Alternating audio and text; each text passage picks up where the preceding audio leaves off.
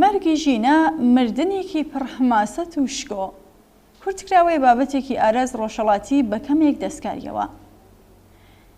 ماوەیەک پێش ئێستا ژینە ئەمێنی تەمەن 22 ساڵ خەڵکی سەقز لە ڕۆژهەڵاتی کوردستان لەگەڵ بنەماڵەکەی بە سەردانێک دەچنە تاران و لەوێ لەلایەن گەشتی ئێرشادەوە دەگیرێت و لە ڕێگەی گواستنەوەی چاک و هۆڵی گەشتی ئێرشاد هەرچی ڕووی داوە لە لێدان و زەختی دەرونی بەسەریان هێناوە و دوجار تەرمەکەی ڕادەستی بنەماڵەکەی دەکرێت.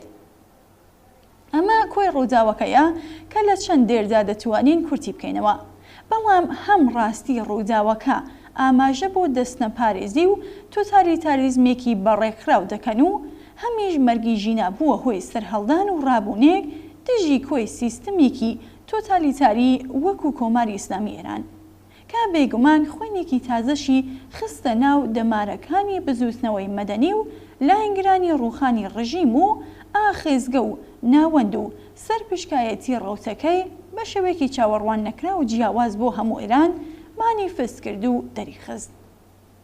کوشتنی ژینە بوو بەهۆی ئەوەی کە ئاگری مافخوازی گەلی کورد لە ڕۆژهەڵاتی کوردستان کڵپە بستێنێت و هەموو نەتەوە و شارەکانی ئێرانیش هەر کامەیان لە چوارچێوەی گوتاری خۆیان و بەمەبەستی ڕووخانی ڕژیم بێنە ناو کارێکەوە. پارچە کردداری خەڵکی ڕۆژهەڵات کە سەرەتا لە شاری سەقز و دواتر سنەوە دەستی پێکردبوو بووە هۆی ئەوەی کە مافخوازی و ناڕزایەتیەکان زۆربەی شار و ناوچەکانی ڕۆژهەڵاتی کوردستان بتەنێتەوە. بانە و دێولان و کرماشان و قوروە، دیواندەرە، کامێران، ئیلام و پاوە و هیتر هەر کامە و لە ئاستی خۆیان تێکەڵی مافخوازی ببن و خوێنی ڕژاوی ڕۆڵەکانیان بە درێژایی 40 ساڵ زیاتر بێتەوە بەرچاویان. ڕۆژهەڵات پیشانیدا بە شێوەیەکی حەماسی و شۆڕژگەرانە خاوەنداریەتی دەکات لە ڕۆڵەکانی و تەنانەت لە هەمبەر ڕژیمێکدا کە تۆتالیتاریزم وەسفێکی بچووکە بە باڵای تاوان و کردەوە دژە ئینسانیەکانی.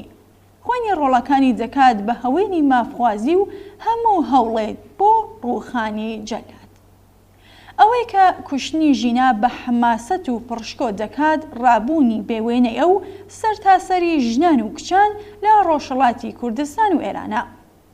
دژی ڕژیمێک کە 40 ساڵ زیاتر لە هەموو مافێکی مەدەنی و نەتەوەی بێبەشی کردوون. خاڵی دیکەی جێگەی سەرنج ئامادەبوونی پیاوانە شان بە شانی ئەوان بە شێوەیەکی سەردەمیانەکە هاودەنگ و هاونەوابوون لەگەڵیان و دژی هەر جۆرە خوێندنەوە و سەپاندنێکی تایبەت لە ئاین و ئیسلامی سیاسی وەستانەوە و شکۆ و درەوشانەوەیان لەگەڵ فرمیسک و حوزن بۆ مەرگی ژینە تێکەڵ کرد. ئەمە تەنها گۆشەیەکی ئەم پانتایە بەربەڵا و بەرینی ڕووداوەکەیە. دوا بە دوای بەرخۆدان و ڕابوونی کورد لە ڕۆژهەڵاتی کوردستان تارانیش دەنگی خۆی خستە پاڵ دەنگی ژنان و کچانی کورد و بەم دروشمەوە ژن ژیان ئازادی وەکو دروشمی سەرەکی ڕابوونەکە لە ڕۆژهەڵاتی کوردستان هاتنە سەر شەقامەکان و دژی حکوومەتێکی دژە ئازادی و دەستوەشێن. بەم شێوەیە دروشمی دیکەیان بەرهەم هێنا و بەردەوام بوون. لە کوردستان تاتاران ستەم لە دژی ژنان و ئەمە تەنها لە تاران نەوەستا و لە تەورێزیش بەم شێوەیە دروشمدرا. لە کوردستان تا تەورێز کاسەی سەبرمان لێڕێژ.